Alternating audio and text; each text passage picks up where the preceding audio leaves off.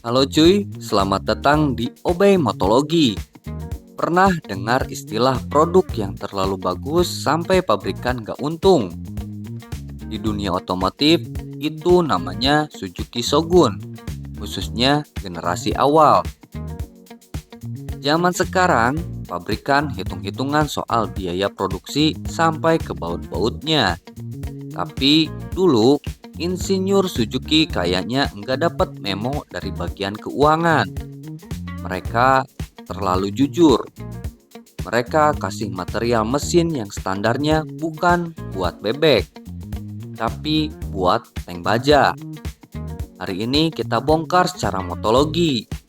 Kenapa Shogun Kebo bisa jadi dewa? Dan kenapa Axelo jadi dosa besar yang mengakhiri dinasti sang raja? Kita mulai dari magnet segala keributan, yaitu CDI Sindengan berkode 30D. Di pasar barang bekas, barang rongsokan ini harganya bisa 1 juta lebih. Kenapa? Apa ada emas di dalamnya? Enggak.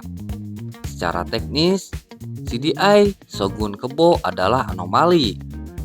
Dia adalah unlimiter. Insinyur Suzuki saat itu memberikan kurva pengapian yang sangat agresif. Saat motor lain napasnya diputus di 9000 rpm, Shogun Kebo dibiarkan teriak sampai mesinnya meledak kalau perlu. Tapi bukan cuma CDI. Lihat magnetnya. Berat magnet Shogun Kebo itu luar biasa. Secara hukum fisika inersia, magnet berat ini menyimpan gaya gerak yang bikin torsi tengah ke atasnya gak ada habisnya. Ini adalah kejujuran pertama.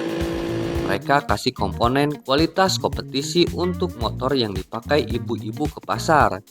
Hasilnya, motor bebek yang bisa lari 120 km per jam dalam kondisi standar ting-ting. Buka blok mesin Shogun Kebo dan kamu bakal lihat kualitas metalurgi yang bikin geleng-geleng. Liniernya tebal, dinding karternya padat. Suzuki pakai campuran logam yang high density. Itulah kenapa mesin Shogun lawas. Kalau sudah panas, suaranya makin padat, bukan makin kasar. Inilah alasan kenapa Shogun disebut motor kebo. Dia kuat kerja rodi. Tapi kejujuran material ini adalah bunuh diri bagi Suzuki. Motor yang gak rusak-rusak artinya orang gak beli spare part. Orang keganti motor baru. Suzuki terlalu idealis. Mereka bikin motor yang bisa bertahan 30 tahun.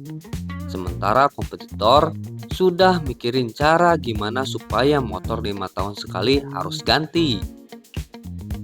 Sekarang kita bahas bagian pedasnya. Kenapa dinasti ini runtuh? Masuk ke era Shogun 125 atau robot sampai Axelo, Suzuki mulai kehilangan sentuhan magisnya. Shogun Axelo itu bencana secara estetika. Insinyur Suzuki kayaknya terlalu fokus sama aerodinamika, tapi lupa nanya ke orang, ini motor bagus gak menurut kamu?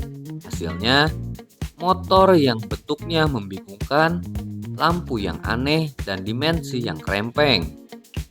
Kedua, kerumitan teknis yang sia-sia. Di Shogun 125 FL dan Axelo, Suzuki mulai main aman dengan material. Ada masalah klasik di pompa oli. Jalur olinya lebih rumit. Tapi kalau telat ganti filter oli sedikit saja, jalur oli ke head macet. Shogun yang tadinya dikenal kebo, yang badak, berubah jadi motor yang manja dan ringkih di bagian mesin atas. Suzuki berusaha jadi modern, tapi mereka malah mengkhianati jati diri Shogun yang sederhana dan perkasa. Secara teknis, Axelo punya transmisi yang halus banget. Bahkan ada versi kupling manual yang shiftingnya juara. Tapi kenapa gagal? Suzuki itu pinter bikin mesin, tapi bodoh bikin strategi. Mereka telat masuk ke tren injeksi yang efisien, dan mereka terlalu sombong dengan nama Shogun. saat Honda punya Supra yang irit dan Yamaha punya Jupiter yang keren, Suzuki kasih kita Axelo yang ya gitu dah. Mereka menghentikan produksi Shogun bukan karena mesinnya jelek, tapi karena mereka nggak tahu lagi cara jualan motor yang saking jujur. Kualitasnya sampai orang bosen lihat di jalanan. Suzuki Shogun adalah momentum kejayaan teknik masa lalu. Shogun Kebo adalah bukti kejujuran insinyur Jepang, sementara Axelo adalah dosa besar akibat manajemen yang kehilangan arah. Kalau kamu mau ngerasain gimana rasanya motor bebek yang benar-benar dirancang pakai otak dan hati, cari Shogun Kebo atau Shogun SP125. Tapi kalau lu cari alasan kenapa Suzuki hampir tumbang di Indonesia, lihatlah Axelo.